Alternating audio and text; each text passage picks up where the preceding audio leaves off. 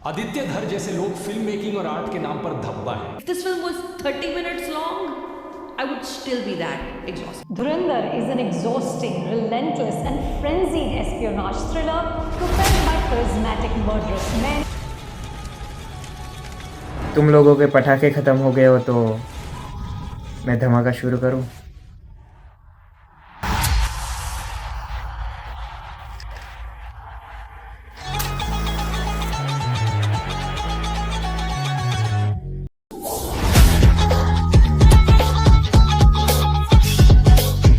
Okay, थोड़ा ज़्यादा हो गया। पिक डिटेलिंग सुन सुन के तुम लोग पागल हो चुके होगे, लेकिन मैं बता रहा हूँ, आदित्य धर he is best man, he is best.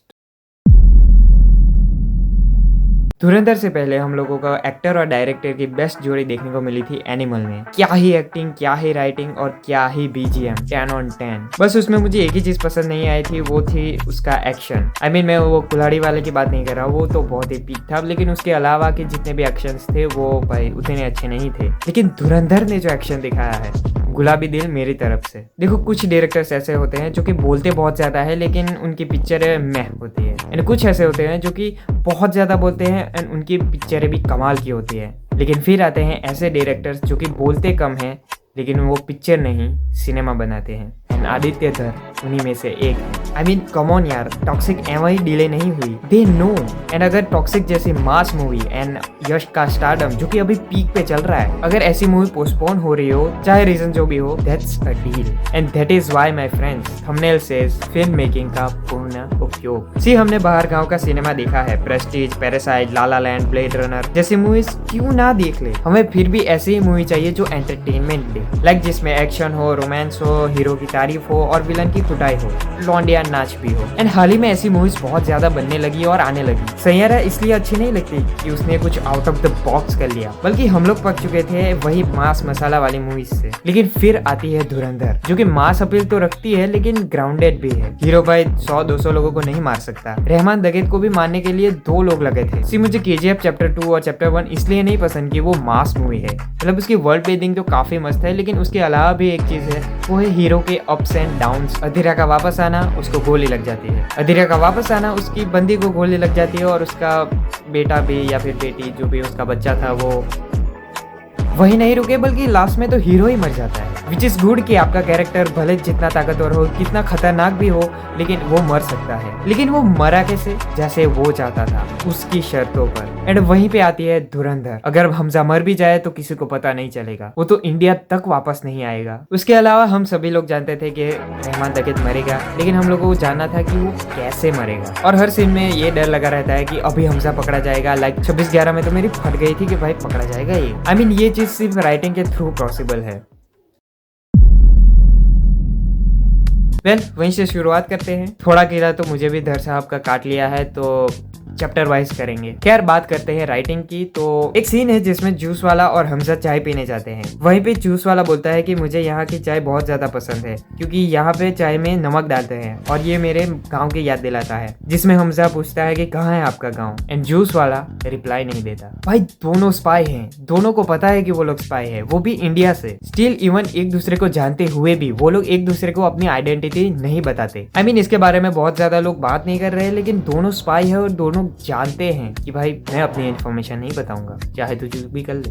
Hamza manipulator है और बात निकलवा लेता है, काम भी निकलवा लेता है, लेकिन सामने बैठा हुआ बुड्ढा भी कोई कच्ची कली थोड़ी ना है। उससे पहले से वो पाकिस्तान में है, तो सीनियर भी है और तजुर्बा भी ज्यादा है, तो अपनी आइडेंटिटी दोनों एक दूसरे को नहीं बताते। मतलब समझे दया?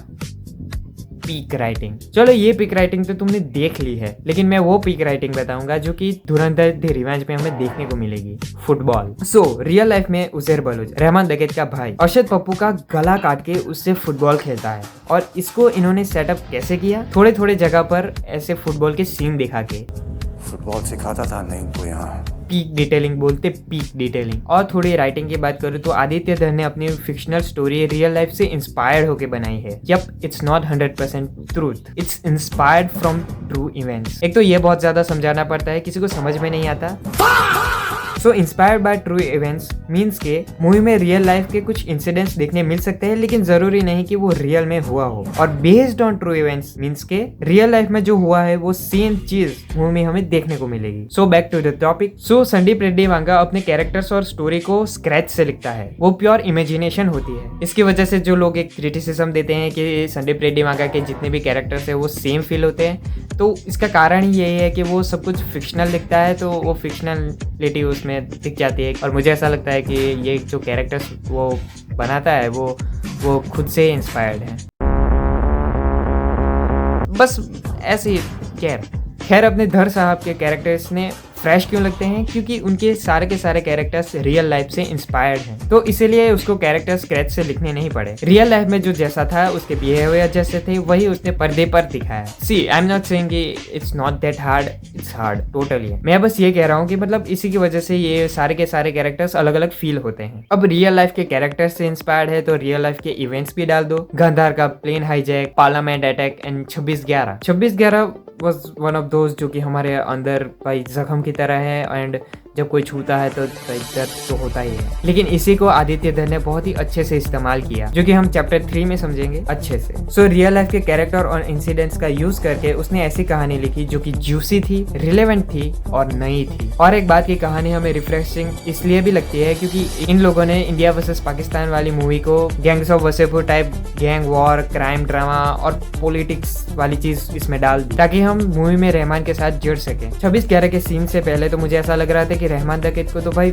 हीरो ही बना दिया, लेकिन इसका भी एक कारण है कि हम लोग को एक्सट्रीम इमोशन फील करवाने के लिए उसने रहमान दकीत को सेलिब्रेट किया। अब वो एक्शन कितनी अच्छे से शूट करता है हम सबको बताया, उरी हम सबने देखी है, अगर नहीं देखी तो देखो। लेकिन यहाँ पे उसने एक्शन को जो लिखा है, लाइक कोई और मूवी होती तो वो लास्ट में क्लाइमैक्स में हमजा वर्सेस रहमान करवाता और कुछ इंडियन पेट्रियोटिक डायलॉग्स बोल के रहमान को मार देते, लेकिन ही थॉट की नहीं, पहले कार में एक्शन होगा जिसमें रहमान को तो चोट आएगी ही, लेकिन हीरो को भी चोट आएगी। उसके बाद रहमान वर्सेस जिन होता है, उसके बाद वो थोड़ा थका हुआ आता है, लेकिन रहमान को देखते हुए उसको भाई गुस्सा आ जाता है एंड फिर वो मारने लगता है। कोई डायलॉग बाजी नहीं, सिर्फ एक्शन। आई मीन रहमान को पता ही नहीं है कि वो क्यों उसे मार रहा है। रहमान को मरते हुए ये लगता है कि हमजा ने धोखा दिया, लेकिन उसको तो पता ही नहीं है कि मतलब वो तो इंडिया का जासूस है और इसी वजह से उसको पेला गया है। आई मीन कोई और मूवी होती तो भाई उसे पता चल जाता रहमान को कि भाई ये इंडियन स्पाई है एंड देन लड़ाई होती है एंड फिर पैट्रियोटिक डायलॉग्स, मेरे देश ये वो टाइम भाई। उसके बाद जब वो रहमान को मार देता है एंड उसको हॉस्पिटल लेके जाता है, तब उसके फेस पे गौर करना।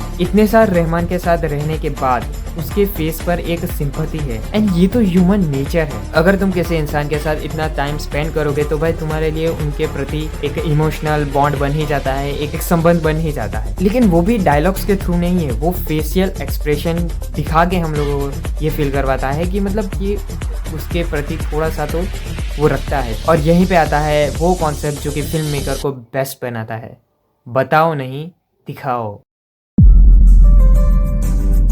आई मीन 3.5 घंटे की पिक्चर है एंड इतने टाइम तक ऑडियंस को बिठा के रखना इज रियली हार्ड। मैं तो वेनम मूवी में भी कंटाल गया था, वो तो सिर्फ 1.5 घंटे की पिक्चर थी, उसमें भी कंटाल गया था मैं। अरे यहाँ पे मैं 3.5 घंटे की पिक्चर में 2 बार देख के आया हूँ, वो भी थिएटर्स में। देखो मैं उस जनरेशन से आता हूँ जिसके अटेंशन स्पैन तुम्हारे क्रश के रिप्लाई जितनी है थोड़ी सी, तो इसी वजह से धर ने ऐसा तो क्या किया कि मतलब हम लोगों को बिठा के रखना 3.5 घंटे की पिक्चर। सिंपल मूवी को चैप्टर्स में डिवाइड करना, क्योंकि हम 8 घंटे की वेब सीरीज तो देख लेंगे लेकिन हम लोगों को 2 घंटे की पिक्चर नहीं देखी जाएगी। रीजन यही कि divide and rule. Her chapter के नाम जब लिख के आता है तो हम अटेंशन देते हैं कि ओके क्या ये चैप्टर अपने नाम को जस्टिफाई करेगा, अब ये चैप्टर में क्या होगा। तो हम लोगों को एक क्यूरियोसिटी भी जागती है कि ओके अब इम्पोर्टेंट पार्ट आने वाला है। सोचो अगर मूवी में कोई भी चैप्टर ना होते, थोड़ी तो लगी ना गड़बड़। इसीलिए एनिमल की इज्जत बढ़ जाती है कि मतलब बंदे ने सिर्फ डायलॉग्स के थ्रू लोगों को बिठा के रखा। उसके बाद इसका एक्शन मासी भी है और ग्राउंडेड भी। It has aura moments and also real moments. Like हम सबको पता है कि एक आदमी ड्राइव भी कर रहा है और 3 लोगों को मार भी रहा है, ये कैसे पॉसिबल है? बिकॉज उसमें रियलिज्म ये दिया है कि वो मार तो रहा है लेकिन खुद भी काफी मार खा रहा है। लास्ट में तो वो खून की उल्टी ही कर देता है, जस्ट लाइक राजा मौली का RRR वाला रामचरण का scene. Not possible but it looks like possible, और ऐसे और भी सीन्स हैं। उसके बाद जो हमें अलग अलग प्रकार से डेथ देखने को मिलती है वो भी भाई एक प्लस पॉइंट ही है। लाइक गन से तो सब मारते हैं लेकिन इधर तो सबको अलग अलग तरीके से मारते हैं। ऑल्सो आदित्य धर ने कोई एक्स्ट्रा सीक्वेंस नहीं रखे जो कि इम्पोर्टेंट ना हो। Every sequence is important. Even Hamza की वेडिंग जो होती है वो भी इम्पोर्टेंट होती है। लाइक सोच के देखो मूवी में कहाँ पे तुम्हें ऐसा लगा था कि थोड़ी बोरियत सी हो रही है, वो लव वाली, क्योंकि वहाँ पे हम लोगों को बहुत ज्यादा इंफॉर्मेशन देने की कोशिश नहीं की, वहाँ पे बस लव स्टोरी चल रही है। लेकिन हमजा की वेडिंग में भी भाई वहाँ पे भी उसकी स्टोरी प्रोग्रेस कर रही होती है। जितना क्रिस्प हो सके उतना क्रिस्प रखने की कोशिश की गई है। लाइक अगर हमजा ने कोई चाल नहीं चली, वहाँ पे हमजा कुछ कर नहीं रहा, तो हम लोगों को वो टाइम दिखाया नहीं जाता,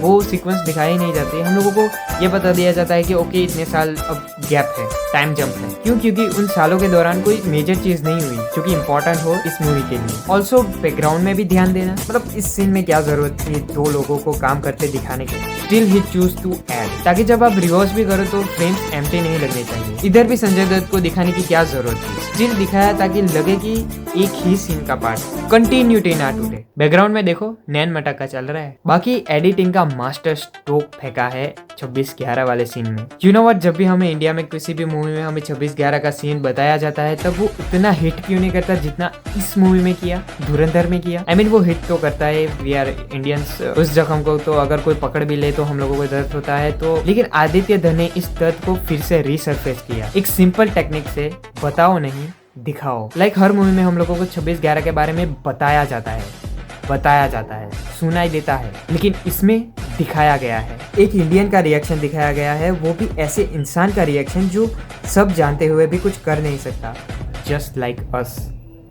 वो बेबस होता है। तभी तो रहमान को मारते समय हमें खुशी महसूस होती है कि तब कुछ कर नहीं पाया था, लेकिन अब तुझे बताता हूँ। और रेड स्क्रीन ने जो काम किया है, that so like something. See red screen पहले तो danger, blood and not so good represent करता है, उसमें भी रियल रिकॉर्डिंग का यूज करना इज अ बोल्ड मूव। लेकिन they did it, they don't regret it and it works. Dhar ने वो दिखाया जो कि हमें मूवीज में सिर्फ सुनने मिलता है। खैर अगला पॉइंट, अब ये पॉइंट एडिटिंग में आएगा नहीं आएगा आई डोंट नो, बट डाल देता हूँ। सो ना कैमरा एंगल्स, आर माधवन का प्रेस कॉन्फ्रेंस वाला सीन है, जो प्रेस कॉन्फ्रेंस नहीं वो मीटिंग टाइप की है, बट तुम समझ गए, ठीक है। तो उस सीन में जिसमें कैमरा उसके मुंह में ही घुसा दिया है, it is so good bye the वे। क्यों? क्योंकि अगर कोई और मूवी होती तो कैमरा कुछ इस तरह से सेट होते कि सब दिखते कि कौन है और कितने लोग बैठे हैं, लेकिन इस कैमरा एंगल से हमें कोई नहीं दिखता। और कैमरा शेकी होने की वजह से वो थोड़ा सा एकदम ड्रामेटिक भी लगता है, ऑल्सो ताकि लोग बोल ना सकें कि प्रोपेगेंडा है। You get that. ऑल्सो इसमें म्यूजिक का प्लेसमेंट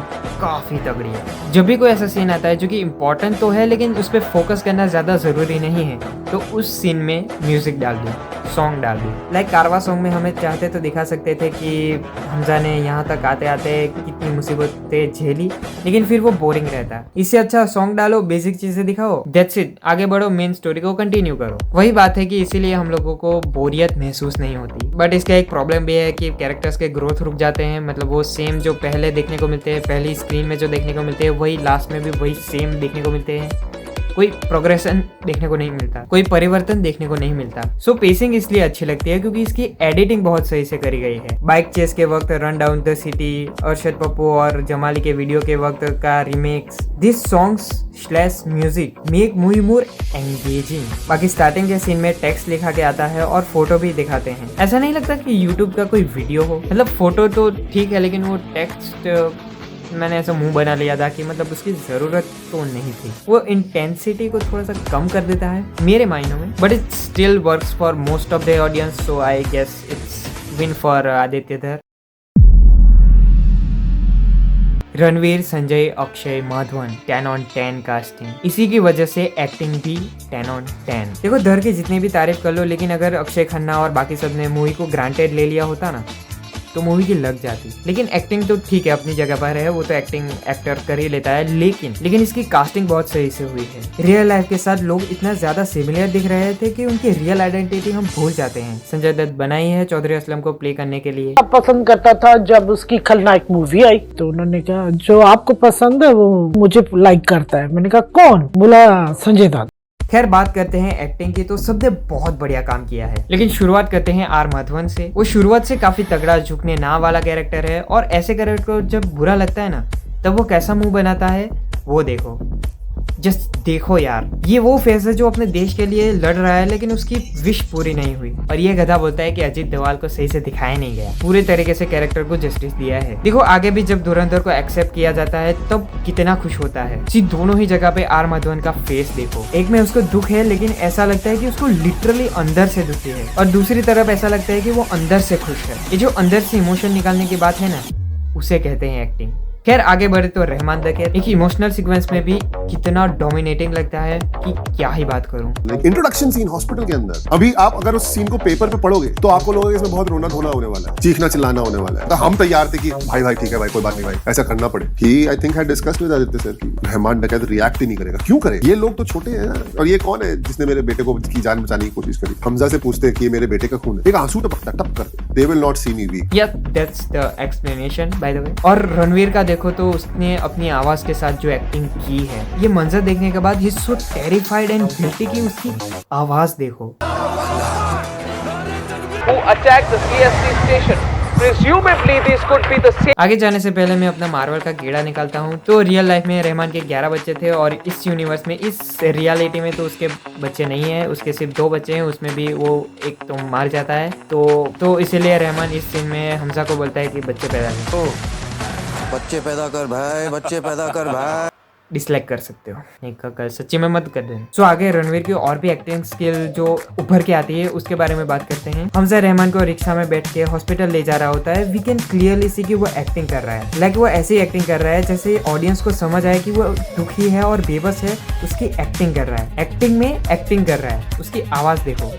आंखें बंद नहीं करनी है भाई, आंखें खुली रखो, सांस लेते रहो भाई, आंखें खुली रखनी है। हाँ डॉक्टर, अरे आगे से हटो।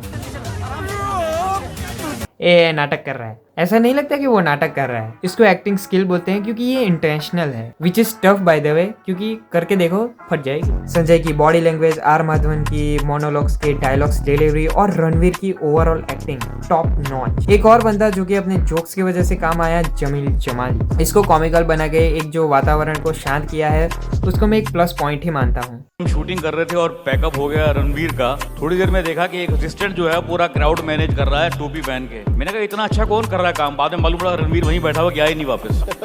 ये he was assisting you know, और बहुत देर तक, ऐसा नहीं कि मतलब ऑलमोस्ट 3-4 घंटे तक he was managing everything. What an, बाप रे, इतनी इंटेंस फिल्म मेरे लिए और इतना इंटेंस रोल, तो लोग तो ढूंढेंगे यार, राकेश भाई आया तो कुछ तो करेगा।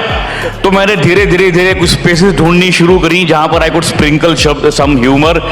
और आदित्य के साथ बैठकर जब भी हमने एवरी स्टार्टेड शूटिंग तो मैं बोलता कि हालांकि in the beginning he was a big reluctant कि नहीं राकेश जी ऐसा मत कीजिए। मैंने कहा नहीं, एक बार करने दे यार, थोड़ा बहुत करने दे, यू नो। देखा, इवन ऐसे एक्टर्स भी इतनी मेहनत करते हैं तब जाके ऐसी पिक्चर बनती है, अच्छी पिक्चर बनती है। अब तुम कहोगे कि मेजर इकबाल का क्या, करीना कपूर का क्या, अगर रेफरेंस समझ में नहीं आता, तुमने रावण नहीं देखी, तो उसके बारे में हम लोग पार्ट 2 में बात करेंगे। अब लोगों ने भाई 10-15 वीडियो बना दिए और मैंने भाई 2 भी ना बनाऊं तो भाई जब तक 70 साल से वो कर रहे थे तो कुछ नहीं हो रहा था, हमने कर लिया तो गलत हो गया। लेकिन मूवी एक तरफ और इसका एम्पलीफिकेशन एक तरफ, इसका म्यूजिक। शाश्वत सचदेवा जो कि इस मूवी के कंपोजर हैं, म्यूजिक कंपोजर हैं, ही डिड हिज फाइनेस्ट। आजकल हर मूवी में एक गाना पुराने सॉन्ग या पुराने एल्बम से उठाया हुआ लगता है जो कि रिमिक्स करते हैं वो लोग, और वो बहुत बुरा होता है। लेकिन मोस्ट ऑफ देम फोर्स लगते हैं एंड वो फिट भी नहीं बैठते। सात समुंदर पार। लेकिन शाश्वत सचदेवा ने जो पुराने सॉन्ग्स को उठाया है, रियली गुड वर्क। ऐसे सॉन्ग्स को उठाया है जो कि फिट बैठ जाता है किसी भी सीन में। पहली बात तो रिमिक्स में इंग्लिश वोकल्स डाले हैं which is really good, extra input दिया गाने में। एंड उसने ओरिजिनल सॉन्ग्स में बहुत ज्यादा बैंगर करने की ट्राई नहीं की। गहरा हुआ, शरारत और नाल नचना में उसने सब कुछ मिक्स करने की कोशिश नहीं की। इट्स सिंपल और ऐसे ट्यून किया कि इसी मूवी का गाना लगे। बाकी जितने भी सॉन्ग्स है उसमें तुम्हें समझ में आ जाएगा कि सॉन्ग्स के अंदर रैप और इंग्लिश लिरिक्स डाले हैं एक्सटर्नली, मतलब ये तो सबको पता है। ओरिजिनल सॉन्ग में थोड़ी लगेगा कि एक्सटर्नली डाला है। लेकिन मैं ये कहने की कोशिश कर रहा हूँ कि उसने पुराने सॉन्ग्स को जो रिमिक्स किया वैसा ही कुछ बनाने के चक्कर में ओरिजिनल सॉन्ग्स में रिमिक्स जैसा कुछ करने की कोशिश नहीं की। इट्स ऑल्सो वैलिड इन फ्लिप क्राची और आहमेन, दोनों सेम ही सॉन्ग्स है जो कि ओरिजिनल जैसे बने गए थे वैसा ही उसने डाला है, क्योंकि ये दोनों ऐसे सॉन्ग्स है जो कि झाट किसी ने सुने नहीं होंगे एंड उसको रिमिक्स करना डजंट मेक एनी सेंस। वहीं पे हवा हवा, मोनिका ओ माय डार्लिंग, रामबा हो, दम मारो दम पुराने सॉन्ग्स है और बाकी के फोक सॉन्ग को उन्होंने पूरे शिद्दत से अच्छे से रिमिक्स किया। अब हाँ, सिंगर्स को भी क्रेडिट जाता है, उन्होंने बहुत अच्छा काम किया। मेरे से तो अभी भी इश्क इश्क विदाउट म्यूजिक तो गाया नहीं जाता, बट ये तो सॉन्ग्स की बात होगी, म्यूजिक की बात करते हैं। बैकग्राउंड म्यूजिक जो उसने कंपोज किया है, इसको मैं एक्सप्लेन नहीं करूंगा, एग्जाम्पल में समझ में आ जाएगा।